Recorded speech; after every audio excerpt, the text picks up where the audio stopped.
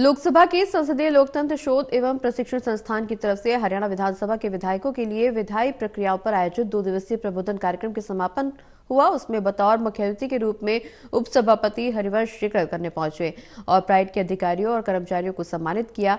कहा कि चुने हुए हर जनप्रतिनिधि को पीएम मोदी के विकसित भारत बनाने के विजन को साकार करने में अपना योगदान देने का संकल्प लेना होगा। रिपोर्ट देखिए।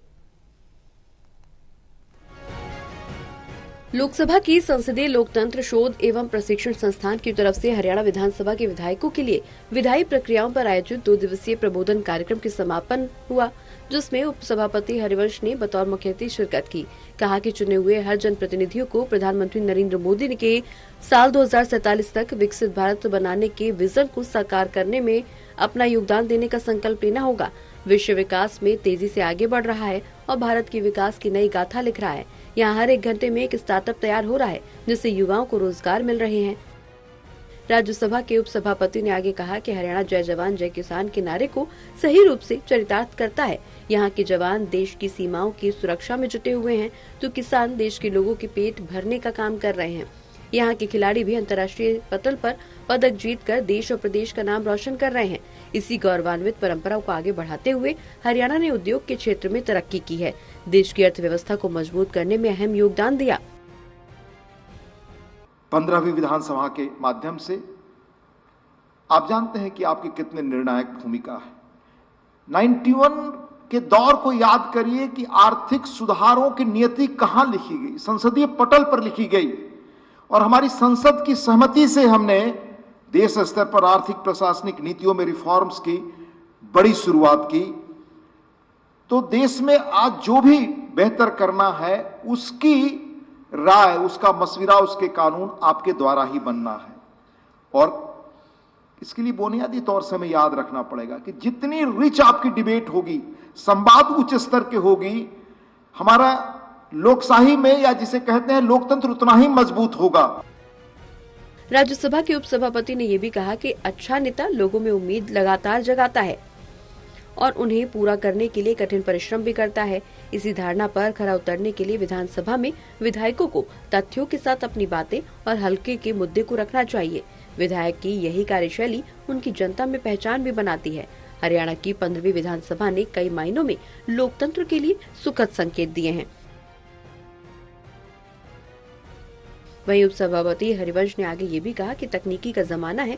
प्रधानमंत्री का सपना है कि विधानमंडलों और संसद को एक डिजिटल प्लेटफॉर्म पर लाना चाहिए। इसके लिए उमंग ऐप भी लॉन्च किया गया है। राज्यों की विधानसभाओं को पेपरलेस करने के लिए ई विधानसभा मॉडल तैयार किया गया। हरियाणा ने भी इस दिशा में सकारात्मक कदम उठाए हैं। देश में सड़क हादसों में सबसे ज्यादा युवाओं की मौत हो रही है, जो कि चिंता का विषय है। साल 2038 तक देश के स्कूल घरेलू उत्पाद दर में 14% की वृद्धि कर सकते हैं। हरियाणा के संसदीय कार्य मामले में मंत्री महिपाल दाना ने कहा कि लोकसभा की संसदीय लोकतंत्र शोध और प्रशिक्षण संस्थान की तरफ से हरियाणा विधानसभा के विधायकों के लिए विधायी प्रक्रियाओं पर आयोजित 2 दिवसीय प्रबोधन कार्यक्रम एक महत्वपूर्ण पहल बताया गया। संसदीय प्रणाली को चलाने में एक मंत्री और विधायक की क्या भूमिका होती है, इसमें हमें जानने का अवसर मिला है। शिक्षा मनुष्य बनाती है और शिक्षा से आगे बढ़ेंगे तो प्रशिक्षण, प्रबोधन वो मानवता की ओर लेके जाती है, वो भी एक संवेदनशील मानवता की ओर। हम लोगों से बहुत आस रखती है सारी दुनिया, हमारा इलाका, कि हमारी संवेदनाएं कैसी हैं और हम कैसे मानव, कैसे अपने मानवता को, धर्म को निभाते हैं। हम अपनी कसौटियों पर पूर्ण रूप से खरे उतरें। हमारी जिम्मेवारियां क्या हैं और उन जिम्मेवारियों को निभाने में हम कितने प्रतिशत खरे उतरते हैं। वहीं महिपाल दाना ने आगे ये भी कहा कि कई विधायक और सांसद 7-8 बार चुने गए हैं। इसके पीछे कई खासियत रही होंगी। विधानसभा में हमें आचरण का ध्यान रखना होगा। अच्छा आचरण होगा तो जनता का हमें उतना ही प्यार मिलेगा। सभी विधायकों ने राजनीतिक विचारधारा से ऊपर उठकर इस प्रशिक्षण कार्यक्रम में गहन रुचि दिखाई, जो लोकतंत्र के लिए सकारात्मक पहल भी है। उन्होंने केंद्रीय ऊर्जा मंत्री मनोहर लाल का भी विशेष आभार व्यक्त किया। उन्होंने प्रदेश के मुख्यमंत्री के रूप में 10 साल जनसेवा की और क्षेत्रवाद, भाई भतीजावाद को खत्म कर प्रदेश की राजनीति की नई परिभाषा गढ़ी। मगर कुछ ऐसे भद्रजन होते हैं जिनके बारे में हम सुनते हैं कि 7 बार विधायक बने, ये 7 बार सांसद बने, ये 8 बार सांसद और विधायक बने, कभी जीवन में पराजय नहीं देखी, तो उसके पीछे कुछ न कुछ कारण होते होंगे। और वो कारण क्या हैं, वो हम जैसे प्रैक्टिकल लोग बहुत अच्छे तरीके से समझते हैं। हम अहंकार में हैं क्या? हम लोभी लालची हैं क्या?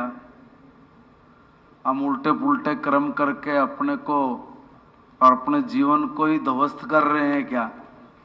या सही मायने में जिस कर्म को करने के लिए हम लोग इस विधान में आए हैं, हम वो पूरा कर रहे हैं क्या?